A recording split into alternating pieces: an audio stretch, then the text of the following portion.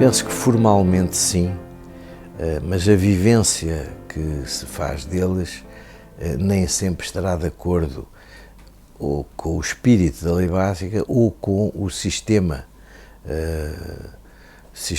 jurídico e político que é o que foi concebido para vigorar. Mas formalmente é difícil afirmar-se que estes artigos não são cumpridos. Há alguma legislação que claramente contraria o princípio da igualdade.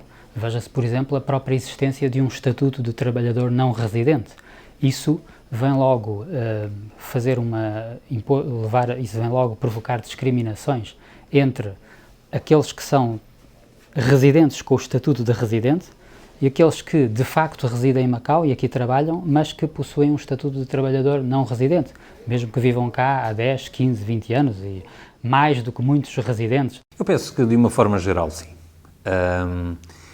Apesar de haver pontualmente casos em que as autoridades são um bocadinho mais papistas do que o Papa, que se preocupam demasiado com pequenos detalhes, nomeadamente a nível das demonstrações políticas, e que acabam por criar um ruído e passar uma imagem internacional de que não haverá em Macau essa salvaguarda. Os direitos, liberdades e garantias, a liberdade sindical, o direito à livre expressão, a liberdade de imprensa são direitos fundamentais para marcar a diferença entre Macau e as províncias adjacentes.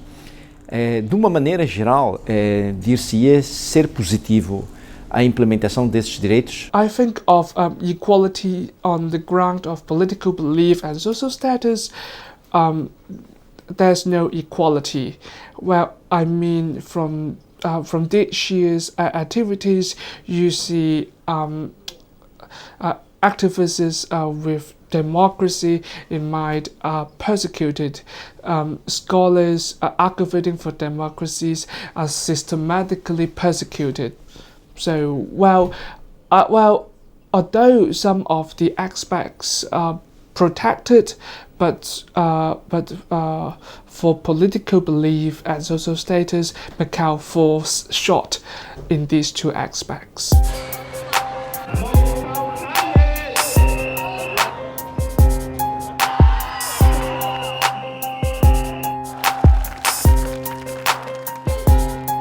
Ativistas em Macau detidos, só conheço uns que foram provocar a polícia, que se atiraram contra as barreiras da polícia, que puxaram a camisola ou a farda ao polícia e esses foram detidos. Ou que se afastaram dos percursos nas manifestações a dizer que tinham combinado e que tinham aceito e que se afastaram precisamente para serem detidos. Até vi um conhecido ativista que publicou um artigo a dizer que está pronto para ser mártir e que quer ir para a cadeia.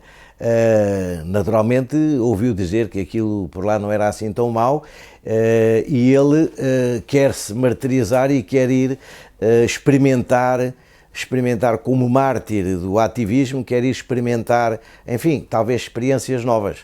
No dia a dia nós vemos coisas muito mais graves, enfim, a manifestação não é uma coisa grave, mas se formos a falar em termos de perturbação, digamos, da tranquilidade pública, etc., bem, nós vemos pessoas aí a fazer, por exemplo, corridas de carros na estrada, etc., e não lhes acontece nada.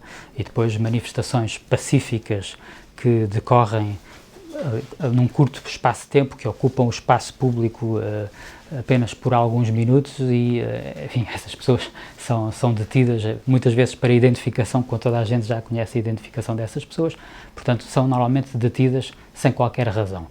Mesmo quando há algumas escaramuças entre manifestantes e a polícia, isso muitas vezes é provocado pela postura autoritária da polícia. É muitas vezes provocada também por um aparato policial claramente desproporcionado em relação ao número de manifestantes.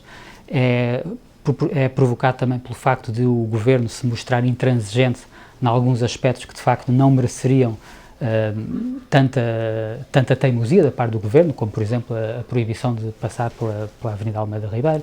Se as autoridades, na minha opinião, as autoridades essencialmente policiais, se preocupassem menos em barrar a entrada de jornalistas e em impedir que a demonstração durante 1 hora ou 2 seja em Saint-Malo, atirando-os para a areia preta, etc., Macau continuaria na mesma e essa salvaguarda seria cumprida na sua plenitude, sem haver necessidade de se extremarem campos, se extremarem posições, e Macau continuaria a assegurar aquilo que está prometido não só na lei básica, mas na declaração conjunta também.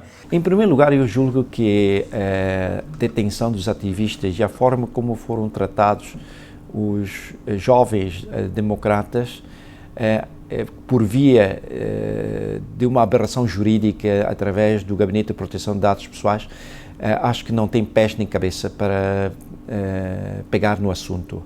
Acho que fez um uso abusivo dos poderes públicos para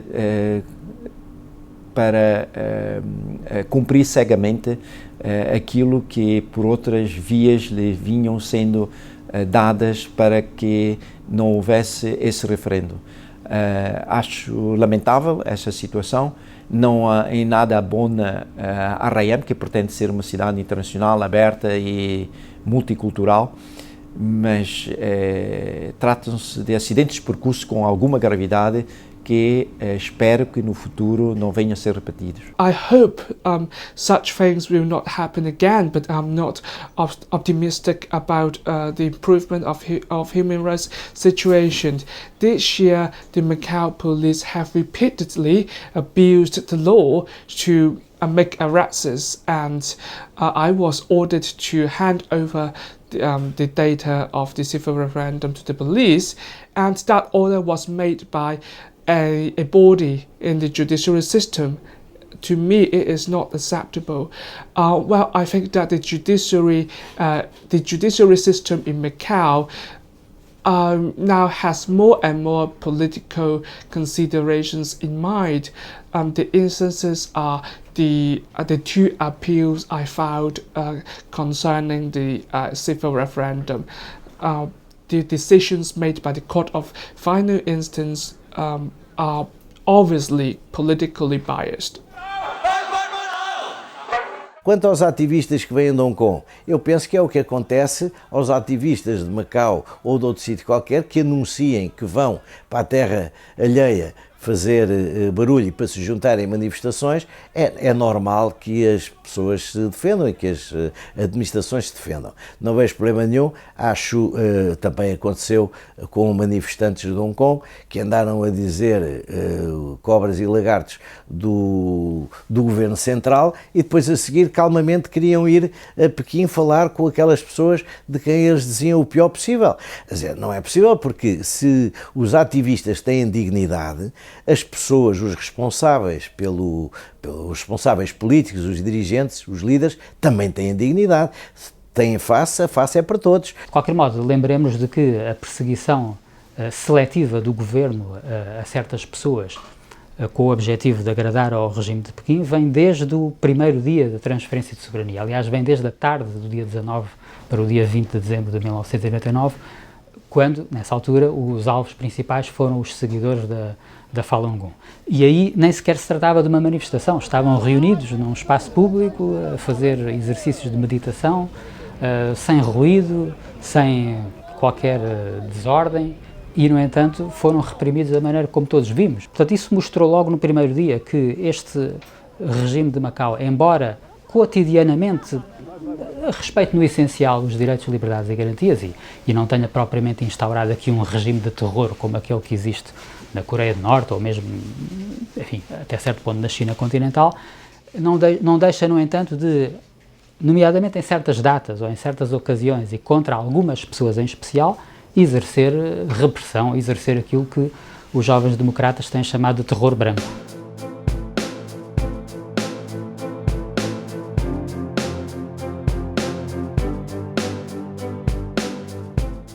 todas as pessoas dizem o que querem, há pessoas até que dizem muitas asneiras, e é precisamente isso que é consentido por um regime de liberdade. A liberdade não é dizer só aquilo que as pessoas gostam de ouvir, é o direito de discordar, não é o direito de concordar. A liberdade implica que a asneira seja livre. Relativamente à liberdade de imprensa, acontece em Macau como acontece noutros países dos chamados regimes democráticos europeus. Há poderes, poder social, poder económico, poder político, etc., que tentam instrumentalizar os jornalistas em questões que a esses poderes interessam. Mas isso é normal.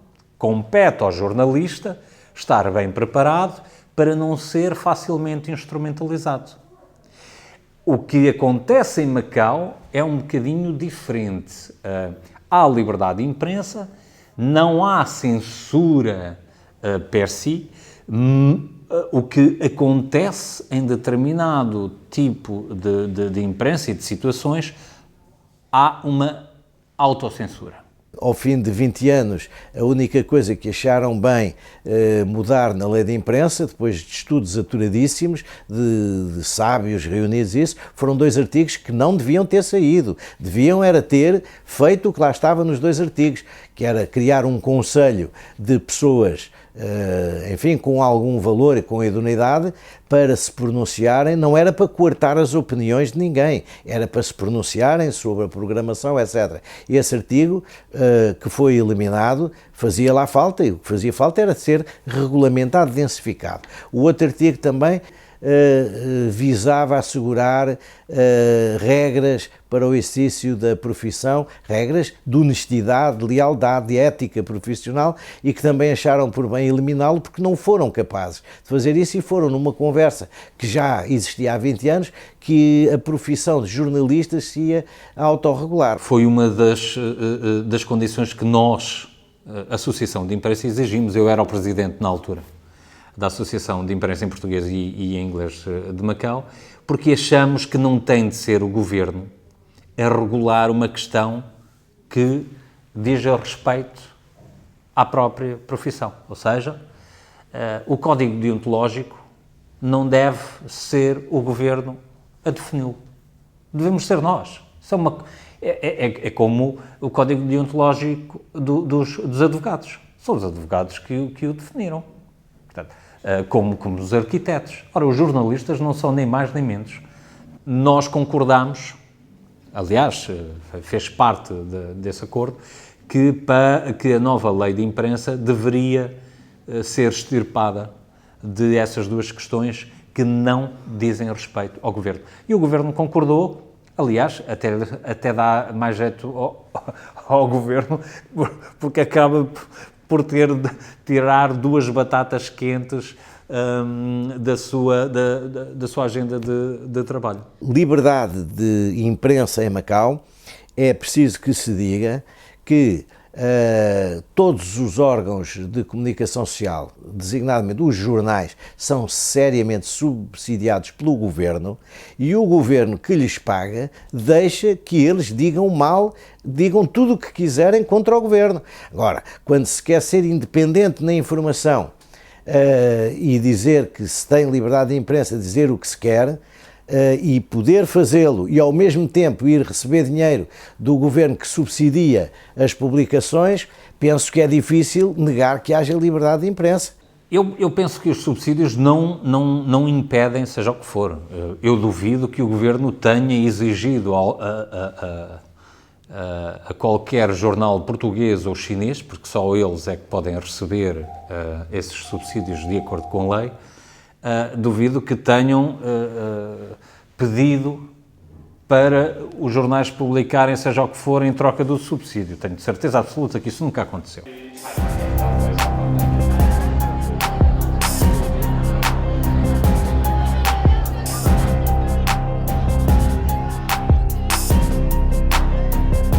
The United Nations has asked Macau to legislate on this matter, but you know that legislator Coutinho has repeatedly submitted private bills to the legislature, but every time his bill was turned down in the plenary. Infelizmente, nos últimos anos, nós temos apresentado vários projetos de leis na Assembleia Legislativa para regulamentar o artigo 27 da Lei Básica quanto à liberdade sindical e negociação coletiva e o direito à greve, mas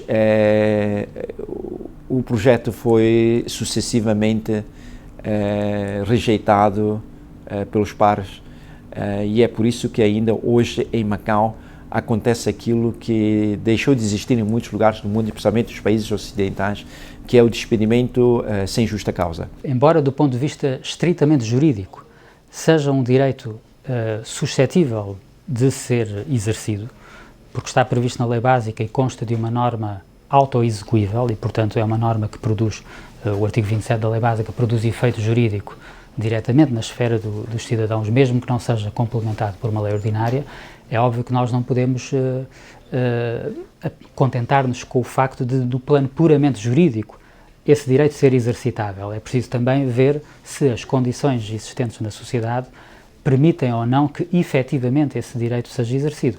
O facto de não haver uma lei da greve não impede que tenha havido greves em Macau e que haja e que possa haver greves em Macau. Agora, as pessoas, muitas vezes, as pessoas que querem fazer greve, esquecem-se de um pormenor, é que quando há greve, e greve autorizada por lei da greve, não ganham remuneração. E as pessoas o que gostam é de fazer greve e ganhar. Os empregadores sabem que é um direito fundamental, mas só que por via da lei laboral, eles podem despedir os trabalhadores grevistas pela não renovação do contrato, quer pela via do final do termo do prazo do próprio contrato, quer por despedimento sem justa causa, pagando aquilo que consta na lei laboral, ou seja, a indemnização dos dias em falta do cumprimento do contrato de trabalho. Os trabalhadores não se têm sentido à vontade para exercer esse direito e uma prova clara foi aquilo que aconteceu em algumas empresas, em alguns casinos, quando os trabalhadores anunciaram que iriam realizar uma greve. Na verdade, o que eles depois fizeram foi pedirem atestados médicos que, talvez em alguns casos, não correspondessem à verdade, não é? Aparentemente.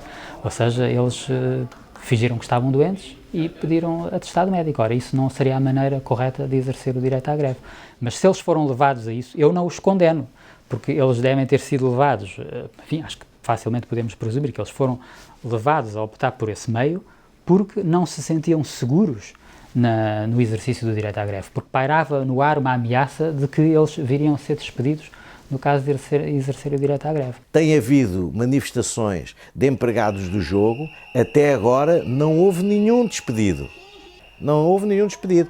E os patrões sabem muito bem que eles andam nas manifestações. Os que andam, onde vão? Alguns não querem assumir que há greve e vão buscar um atestado médico para dizer que têm estado doentes. Mas não é bem a mesma coisa, não abona muito os grevistas. Mas eu creio que não é a falta da lei da greve que impede as greves. Se houver razões fortes, as pessoas fazem a greve com ou sem lei, porque ela está consentida pela lei máxima, que é a lei básica. O direito fundamental dos trabalhadores de terem um sindicato e a negociação coletiva quanto aos salários e aos benefícios e regalias dos trabalhadores. É o único que ficou para trás do artigo 27 da Lei Básica e nós esperamos que o Governo compreenda que, de facto, ter uma plataforma para que as associações sindicais possam fazer chegar a mensagem de que é importante equilibrar os pratos de balanço entre o patronato e os trabalhadores, será a via mais pacífica e de melhor entendimento entre duas partes da relação contratual.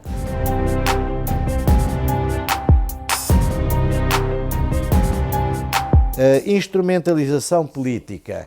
Eu diria que é muito difícil provar que a haja. Muito difícil. Mas infelizmente, a opinião que perpassa na sociedade é que há influência, em alguns processos, há influência do poder político nas decisões.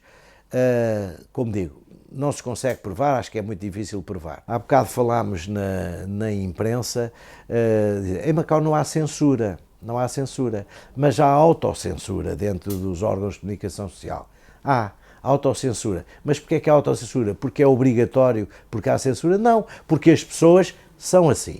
E também, nos tribunais, também pode haver juízes mais inclinados a dar razão à administração que não seja por via de influência direta, de um telefonema, de um escrito, de uma coisa qualquer, ou de uma recomendação. São pessoas que são postas, calha serem aquelas, porque os critérios de colocação também não são explicitados. Para os processos crime, por exemplo, praticamente já só há juízes chineses, porque é em nome da língua, o nome disto, em nome daquilo, mas a verdade é que tudo é para facilitar. Já se fizeram várias alterações aos códigos, ao direito processual, já se fizeram alterações à lei da organização judiciária, mas a justiça continua lenta. É importante falar chinês nos tribunais? É com certeza, e isso fará falta a muita gente. É importante ter mais funcionários bilíngues? É com certeza, é mais importante ainda. Mas o mais importante é saber direito. O mais importante era resolver os problemas, não é dizer que os processos não andam, como eu também já vi até escrito por um advogado, falado por um advogado numa entrevista, que disse que os processos andam devagar por causa da língua portuguesa. Mas não é ele, não está sozinho, há outras pessoas que também pensam isto, porque é preciso, obrigam a traduções. Nada mais falso. O número de magistrados na última instância é absolutamente insuficiente, bloqueia totalmente isto, porque o Tribunal de Última Instância devia ter mais poderes, mais um âmbito de jurisdição mais alargado, mas com 3 magistrados não é possível. Na segunda instância é manifestamente insuficiente, os casos da segunda instância acumulam-se, porque não é possível resolvê-los com o número insuficiente de magistrados que lá estão, e na primeira instância deixa muito a desejar, nomeadamente em termos de qualidade, em que a sociedade não se revê em muitas das soluções que são dadas pelos tribunais. E isso é mau, porque desacredita a justiça, independentemente das razões por que isso acontece. Se os juristas forem chineses, só sabem falar chinês, mas forem versados no direito de Macau e trabalharem com o direito de Macau, não é isso que afeta o sistema. Os sistemas são as influências de fora que anulam e neutralizam o sistema de Macau. Naturalmente, que quem estuda direito penal do continente não vai querer aplicar o direito de Macau, o que quer é aplicar a sua visão em que foi formatado no direito do continente. E essa é que é a questão.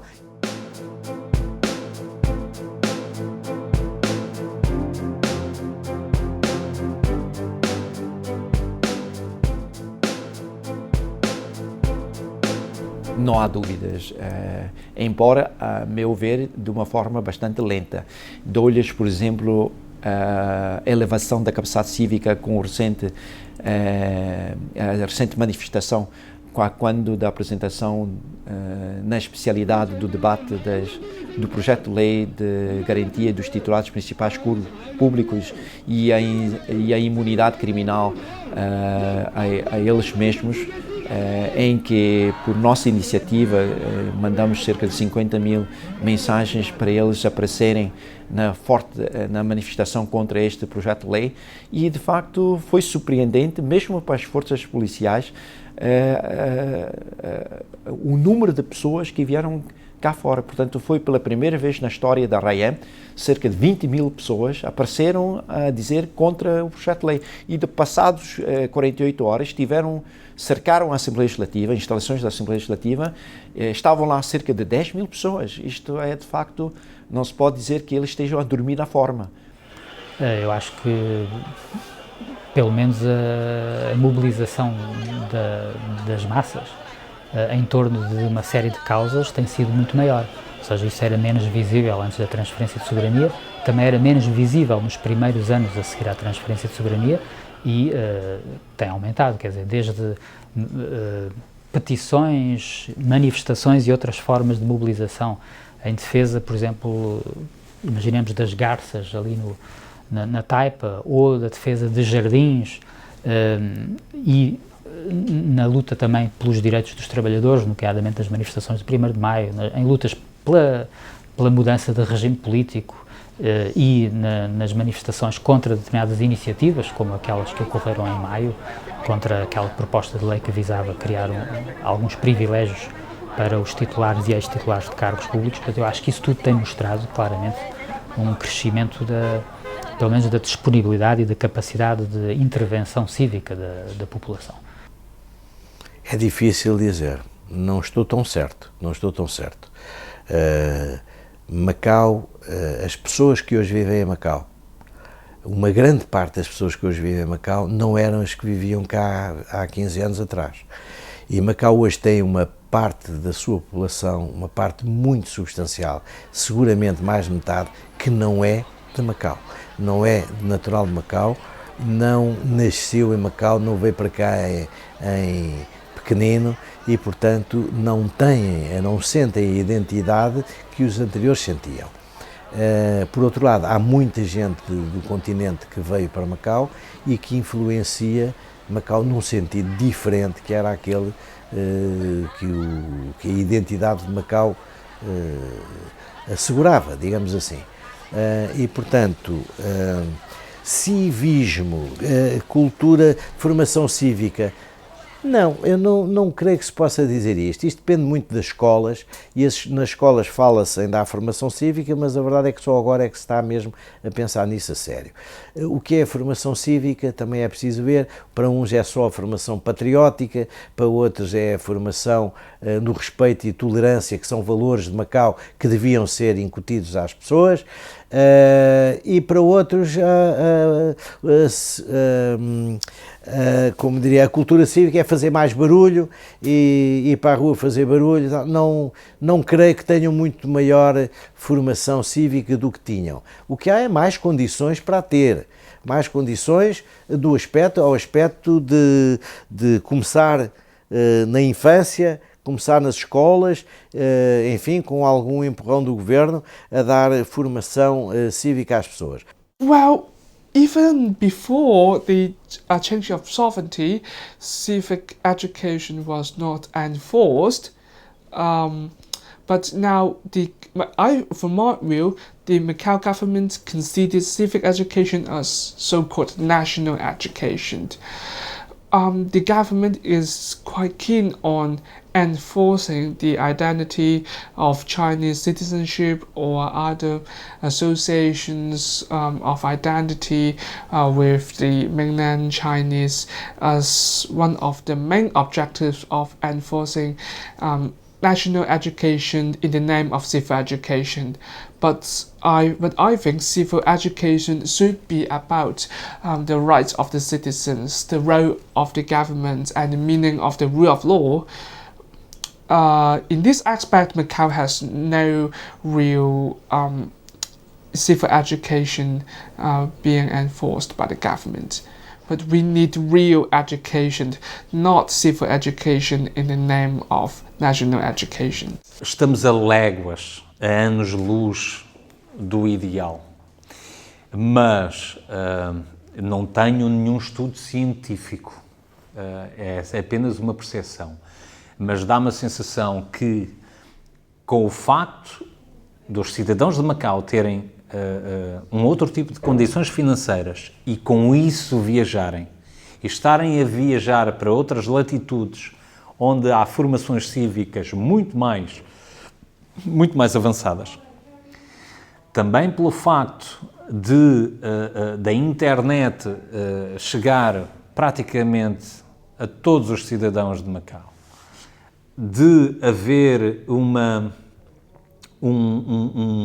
acessibilidade quase total aos social media e de o que se passa, de uma questão que se passa hoje na Nicarágua e que terminou há 5 minutos em França, ser do conhecimento imediato, está a fazer com que os cidadãos de Macau cada vez mais ganhem noção de que não são meros peões num xadrez político.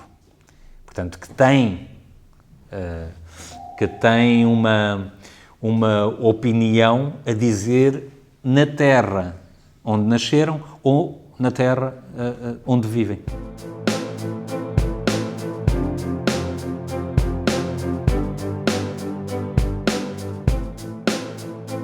My position is always universal suffrage for all members in the Legislative Assembly.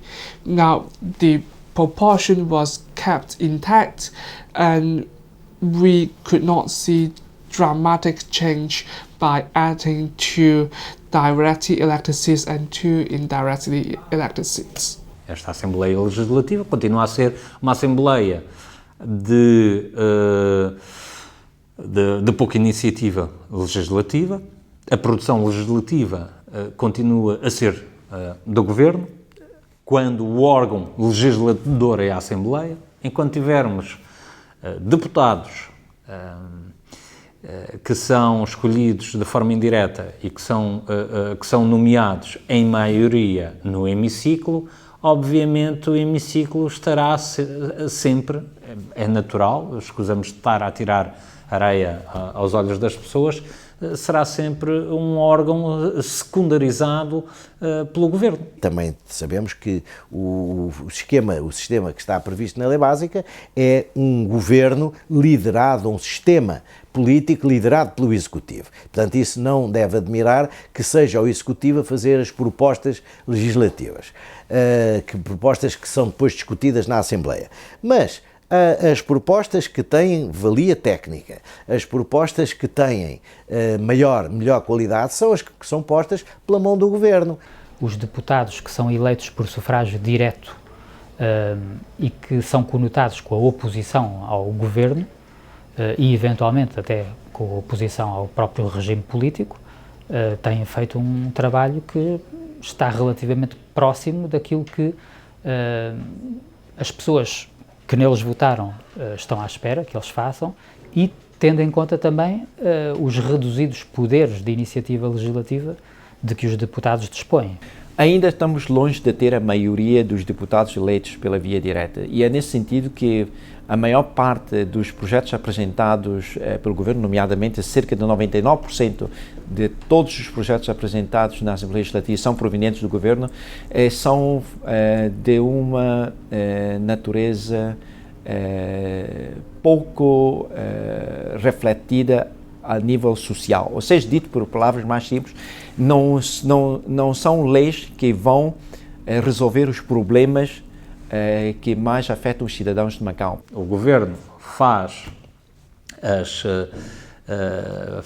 as peças que quer ver aprovadas, manda para a Assembleia Legislativa, eles lá acabam por definir 2 ou 3 questões que lhes sejam que tenham algum interesse a nível corporativo, porque a maior parte dos deputados estão a defender interesses corporativos.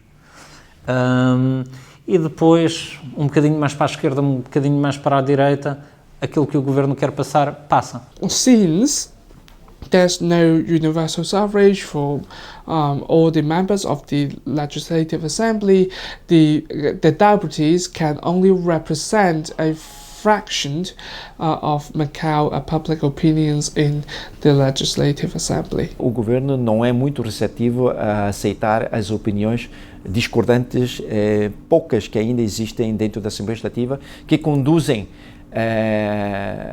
ao resultado final de terem pouca aceitação uma vez publicadas no Boletim Oficial. Só para dar um exemplo, por exemplo, o regime das garantias dos titulares de principais cargos originou um grande sururu social que obrigou o chefe executivo a retirar. Se eles não têm a cooperação do Governo e do resto da Assembleia, isto é, da maioria oligárquica da Assembleia, obviamente que o seu trabalho fica limitado. Por exemplo, às vezes há uns deputados que querem criar comissões de inquérito e, como se sabe, nunca conseguem, não é? E depois, a título individual, eles podem fazer interpelações escritas e orais ao Governo, muitas vezes fazem interpelações escritas, bastante importantes, e o governo muitas vezes não dá resposta cabal a essas interpelações. A população está extremamente mal defendida comparado com Hong Kong ou Taiwan, na medida em que deputados que possam ser confiáveis à população de Macau resumiria a 4. E esses 4 são aqueles 4 que na maioria da população de Macau mais confia, porque de facto são deputados a tempo inteiro, estão lá para defender de facto os interesses da população e refletem a realidade que as pessoas de Macau esperam que a Assembleia Legislativa possa exercer da melhor forma, nomeadamente nas áreas sociais, tais como na habitação, na saúde, na segurança social, na responsabilidade dos titulares municipais cargos para que assumam a responsabilidade dos erros governativos e por aí fora. Lutou-se muito pelo sufrágio direto, aumentar os do sufrágio direto. Eles continuam a aumentar e neste momento há só 7 nomeados e há 14 eleitos por sufrágio direto, e nós vemos que nem todos primam pela qualidade. E então porque é que eles têm de fazer muito barulho?